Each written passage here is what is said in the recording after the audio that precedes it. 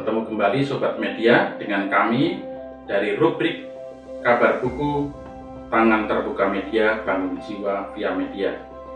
Kita akan kembali menggali kekayaan hikmat rohani dari masa lalu yang bersumber dari kitab Amsal, seperti yang diulas dalam buku Jujur Melangkah, di bukunya tulisan Pendeta Yoel Indrasmoro. Kita masih bertemu dengan penulisnya saat ini. Selamat petang Pendeta Yoel. Selamat petang Mas Kris. Ya.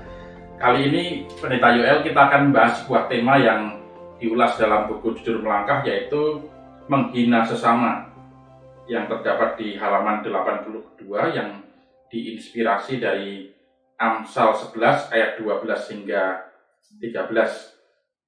Kalau dalam Alkitab terjemahan baru, demikian bunyi firman Tuhan, izinkan saya membacanya. Siapa menghina sesamanya tidak berakal budi, tetapi orang yang pandai berdiam diri. Siapa menyebar fitnah, membuka rahasia, tetapi siapa yang setia menutupi perkara. Dalam Alkitab versi bahasa Indonesia masa kini, bacaan Amsal tersebut tertulis demikian: menghina orang lain adalah perbuatan yang dungu. Orang yang berbudi tidak akan mengatakan sesuatu pun. Penyebar kabar angin tak dapat memegang rahasia, tapi orang yang dapat dipercaya bisa merahasiakan perkara. Baik, Sobat Media, mungkin ini adalah tema yang umum ya di sekitar kita ya, Pendeta Yoel.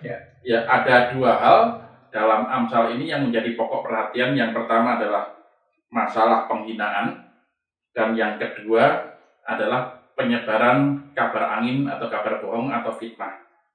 Ya, yang pertama terlebih dahulu, kalau boleh saya bertanya, hal menghina ini kan sebenarnya juga samar tapi sekaligus juga jelas sekali. Tapi samar maksud saya begini, orang-orang seringkali berbicara tentang hal sambil bercanda, body shaming ya. Misalnya kulitmu yang hitam lah, hidungmu yang pesek, rambutmu yang keriting, dan seterusnya, jalanmu yang tidak tegak, dan seterusnya. Terus kemudian sampai kepada hal olok-olok merendahkan martabat orang lain, dan juga merendahkan dan menganggap orang lain tidak ada pada sisi ekstrim kanannya.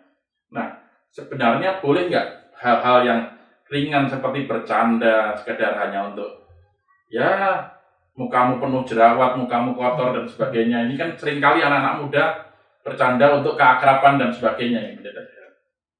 Iya, persoalan dengan bercanda kan ya. Kita belum tahu situasi kondisi kawan bicara kita. Kawan bicara kita, ya, yang kita ajak bercanda. Yang kita ajak bercanda. Bisa saja hati kita siap bercanda, tapi apakah kawan bicara kita juga siap bercanda? Dan bicara soal menghina orang berkait dengan fisiknya, sebetulnya ya pasti melukai ya, karena kan berkait dengan fisik itu sesuatu yang nggak bisa yang nggak bisa ditolak gitu ya. Tinggi, rendah, gendut, kurus, itu kan sesuatu yang tidak bisa diubah. Seperti saya yang keriting ini tidak mungkin saya itu harus meluruskan bagaimana lagi. Betul. Sesuatu yang tidak diubah dan tidak bisa diubah. Dan ketika padahal sejatinya setiap orang sebetulnya ada saat di mana dia belajar untuk menerima dirinya. Setiap orang perlu belajar untuk menerima dirinya. Tapi ketika dia sudah belajar menerima dirinya, ketika ada orang yang menusuk hal yang sudah diterimanya, itu kan jadi persoalan. Mungkin persoalan di situ kali. Dia sudah menerima diri, tetapi ada orang lain yang membuka lukanya lagi. Itu tadi yang dan kadang-kadang orang lain ini bahkan mengajak komunitas untuk ikut-ikutan. Itu dia. Iya. Kan ya sebetulnya kan ketidaksempurnaan itu kalau berkait dengan dengan tubuh itu kan ya realitas ya. Ketidaksempurnaan itu realitas. Sempurna itu kan sesuatu yang memang tidak mungkin ya, karena ada pepatah Cina tuh ya, bahwa gelas yang retak itulah kesempurnaannya ada pada retakan itu. Ketika gelas itu murni, mulus, di situ sebetulnya tidak terlalu menarik ya untuk dibahas. Ya. Betul. Ya, yang berikutnya Pendeta Yoel masih di ayat 11 tentang penghinaan. Diulas bahwa orang yang menghina sesamanya dipandang tidak berakal budi, atau bahkan menurut Alkitab versi bahasa Indonesia Maksaki ini disebut sebagai orang yang dungu. Orang yang menghina sesamanya dianggap orang yang dungu. Nah, sementara orang yang pandai cenderung akan menahan dirinya dari berbicara sembarangan, atau mereka lebih banyak berdiam diri. Ini seperti peribahasa tong kosong nyaring bunyinya, dan sebaliknya air yang tenang menghanyutkan. Apa maksud dari ayat ini? Apa karena yang lebih dihargai itu adalah orang-orang yang cenderung introvert, yang pendiam, atau padahal kan ada juga orang-orang yang ekstrovert yang kecenderungannya lebih banyak bicara dan lebih suka berbicara. Iya, betul. Ya, sebetulnya kan berbicara tidak dilarang. Berbicara adalah sesuatu yang baik ya. Karena ketika kita berbicara, kita menyampaikan pikiran kita, pendapat kita. Jadi persoalannya adalah menghina nih. Kan sebetulnya ketika seseorang menghina orang lain, apa yang diharapkan dari orang lain? Mungkin dia mengharapkan orang lain akan ikut-ikutan menghina, bersama-sama dengan dia menghina orang itu. Tetapi kan nggak semua orang punya pikiran sama dengan dia. Jadi sebetulnya ketika kita menghina orang lain, sebetulnya kita sudah memperlihatkan kepada dunia bahwa kita memang bukan orang yang baik. Karena kita sudah menghina orang lain. Sehingga benar kata Amsal, menghina orang lain itu adalah dungu, karena dia hanya memperlihatkan bahwa dia memang jahat. Gitu ya. Tidak ada orang yang menghina itu baik, gitu kan. Apapun alasannya ya, tapi tidak ada yang menghina orang itu baik, gitu. Dan dengan menghina, dia sudah memperlihatkan kepada dunia sebetulnya bahwa dia jahat, gitu ya, dan dia menghina, gitu kan. Sedangkan orang yang diam, dunia nggak tahu apakah dia jahat atau tidak, kan, karena dia diam. Dan itu persoalan sebetulnya. Dan sebenarnya terkait dengan menghina, merendahkan dan sebagainya ini, berarti kan kalau termasuk body shaming tadi, sebenarnya menghina orang lain berarti sebenarnya menghina dan merendahkan Tuhan sendiri sebagai pencipta dari orang lain tersebut ya. Iya. Kalau ngarahnya itu tadi, ketika itu misalnya hidung saya pesek, itu kan memang dari sananya. Tuhan menciptakan dengan sangat kreatif, gitu ya. Maka ketika itu ditekankan, orang dianggap sebagai ketidaksempurnaan, maka Allah yang merasa menciptakan dengan sempurna ya bisa tersinggung, saya rasa ya. Jadi sebetulnya nggak dikatakan ya sudahlah, nggak usah menghina orang lain. Bagaimanapun orang lain itu, ya itu yang repotnya ya. Orang jelek dibilang jelek pasti marah, gitu kan. Orang jelek dibilang ganteng marah juga, gitu kan. Orang ganteng dibilang jelek marah, gitu kan. Jadi orang ganteng dibilang ganteng mungkin juga marah, gitu kan. Jadi ya sudahlah, nggak usah kita menghina, gitu ya. Orang pintar dibilang pintar pun kadang-kadang nggak terima. Nggak terima, gitu kan. Iya kan, karena dianggap menghina, gitu kan. Dianggap berolok-olok, gitu kan. Padahal mungkin kita mengatakan dia pintar beneran, gitu kan. Betul, jadi ya sudahlah, kenapa harus dan menghina kan merendahkan orang lain. Tujuannya adalah agar orang lain menganggap bahwa dia lebih tinggi, lebih lemah dari dirinya sendiri, padahal mungkin itu malah jadi terlihat kita lebih lemah karena kita menghina. Ini menarik sekali. Yang kedua ini Pendeta Yoel, yang kedua dari bagian bacaan Amsal kita ini adalah tentang penyebar fitnah, penyebar gosip. Ini artinya kan yang memang mungkin saya yakin sobat media pengen menghubung-hubungkannya dengan kejadian baru-baru ini, tapi ini sebenarnya hal yang umum sekali ya. Pendeta Yoel, bukan hanya terjadi dalam kancah publik, tapi dalam kancah sehari-hari. Penyebar fitnah, penyebar kabar angin dipandang sebagai orang yang tidak bisa menyimpan rahasia. Menurut Pendeta Yoel, apa arti dari bacaan ayat 13 ini ya? Iya, sebetulnya kalau berkait dengan hoax ya. Hoax itu kan orang menyatakan ketidakbenaran agar orang membenci atau menilai atau merendahkan salah satu pihak gitu ya. Dan setelah pemilu ini kan hoax semakin ramai ya. Ketika ada seseorang yang mengatakan bahwa salah satu paslon sudah ada indikasi ada kecurangan di TPS, salah satu TPS, saya memeriksanya.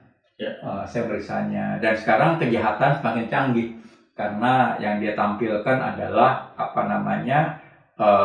website KPU, dan ya sepertinya benar. Tapi ketika saya punya waktu, saya melihatnya dan ternyata salah begitu ya. Dan menurut saya ini jahat karena Karena nggak banyak orang punya waktu untuk memeriksa dan segala macam. Dan ketika orang tidak punya waktu untuk memeriksanya, maka orang menganggapnya sebagai kebenaran. Dan yang membuat tentu jahat, Tapi repotnya adalah orang-orang yang menyebarkannya. Karena yang menyebarkannya ternyata tidak klarifikasi pribadi ya, dan menurut saya itu hal yang jelek ya. Nah, ketika dikatakan di sini penyebar kabar angin tak dapat memegang rahasia gitu ya. Ya sebetulnya hal yang buruk yang disebarkan itu kan berarti orang itu memang tidak mungkin bisa dipercaya gitu ya. Ketika dia menyebarkan apa yang buruk, begitu mudahnya menyebarkan apa yang buruk, yang tidak benar. Lalu berarti ya jangan sekali kita percaya sama dia, karena untuk hal yang tidak benar aja begitu mudahnya disebarkan, apalagi untuk yang benar gitu ya. Dan menurut saya bunuh diri lah namanya kalau kita percaya sama orang tersebut. Jadi penyebar kabar angin memang nggak bisa dipercaya. Dan yang namanya kabar angin, ya sekarang berkait dengan pemilu, usul saya cuma satu ya, ketika kita melihat kecurangan, ya laporkan, tapi ya klarifikasi dulu dengan baik, laporkan, dan kita sama-sama ngawal lah, supaya pemerintahan siapapun yang menang punya kesahihan ya. Di hadapan legitimasi di hadapan rakyatnya sendiri. Ya, menarik sekali ini, Pendeta Yoel. Padahal memang hal menyebar fitnah ini di kehidupan sehari-hari tidak harus di kancah pemilu juga banyak ya, Pendeta Yoel. Pasti banyak. Nah, dalam jabatan-jabatan gerejawi misalnya seperti pendeta, majelis gereja, penatua, diaken, bahkan hingga pendamping, pembina pemuda, remaja dan sebagainya. Termasuk pengajar katekisasi biasanya dipilih dari mereka yang cukup hikmatnya dan juga mampu menyimpan rahasia jabatan.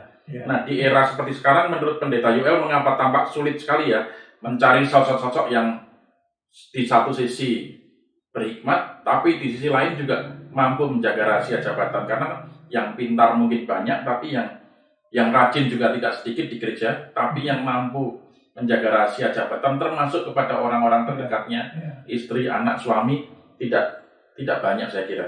Iya. Mungkin persoalannya karena dia ingin dianggap baik. Ketika dia menciptakan keburukan orang lain, maka sebetulnya kan dia menampilkan bahwa dirinya baik, dan orang lain buruk, yang pertama. Atau yang kedua, dia kehabisan bahan untuk dibicarakan. Dan ketika kehabisan bahan, ya itulah yang jadi bahan. Seperti dalam kehabisan cerita ya. Ketika dalam kehabisan cerita, maka apa saja diceritakan gitu kan, apa saja diceritakan.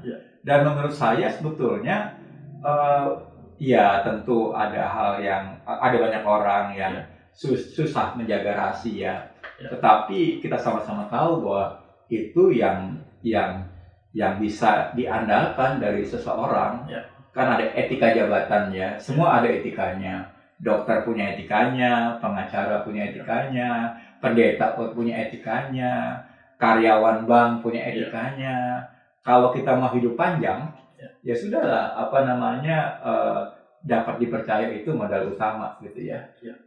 Amin itu artinya dapat dipercaya gitu kan. Jadi itu hal yang perlu kita kembangkan. Dan sekali lagi pujian kan sumber hidup orang nggak percaya kan. Jadi ya mari kita ajarkan generasi muda untuk belajar memegang rahasia, belajar bisa dipercaya. Kalau memang kita tidak mampu memegangnya, ya katakan saja, jangan ceritakan apapun ke saya karena saya nggak mau menjaga rahasia gitu ya.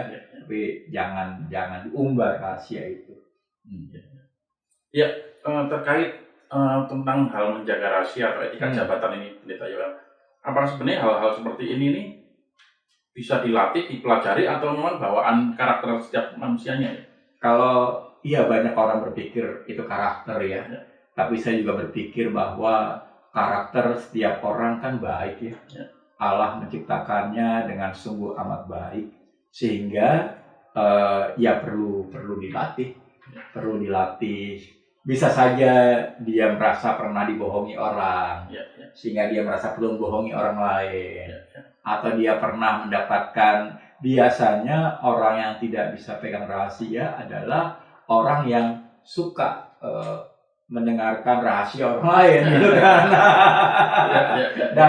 Dan orang senang dianggap berpengetahuan banyak gitu ya, sehingga dia senang menyebarkan rahasia orang. Padahal itu tadi dia akan ditinggalkan oleh lingkungannya karena dia tidak bisa dipercaya.